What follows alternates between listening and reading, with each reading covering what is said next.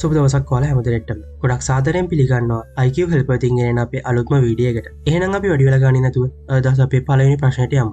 අද දවසේ පළවෙනි ප්‍රශ්නය තමයි සීතලම මහද්වීපය කුමක්ද? A. Europe, B. Asia, C. ඇන්ටාර්ක්ටිකා, D. Australia. හරි. දැන් උත්තර දෙන්න.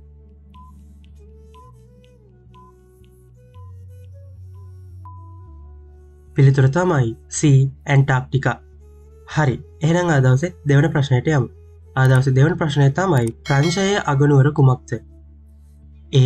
රෝමය, B. Paris, C. Madrid, D. Berlin. හරි. දැන් උත්තර දෙන්න.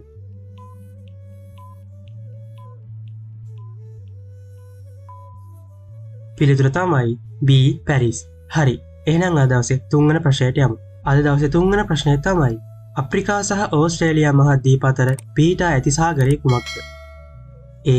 අට්ලාන්ටික් සාගරය, B. පැසිෆික් සාගරය, C. ආර්ක්ටික් සාගරය, D. ඉන්දියානු සාගරය. හරි. දැන් උත්තර දෙන්න.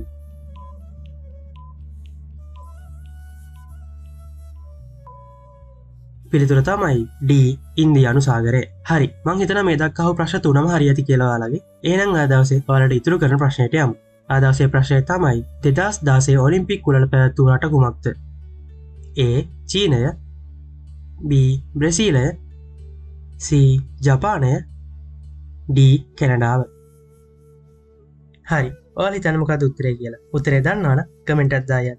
ඒ වගේම ඔයාලා ගත්ත ලකුණු ප්‍රමාණයක් කමෙන්ට් කරගෙන යන්න අමතක කරන්න එපා. හරි. තාමත් ඔයාලා අපේ පේජ් එක ෆලෝ කරලා නැත්නම් අදම පේජ් එක ෆලෝ කරලා මේ වගේ තවත් ප්‍රශ්න වලට පිළිතුරු දෙන්න. හරි. එහෙනම් තවත් වීඩියෝ එකකින් හමු වෙන බලාපොරොත්තු වෙන්න. අදට සමු කරන්න. සුබ දවසක්.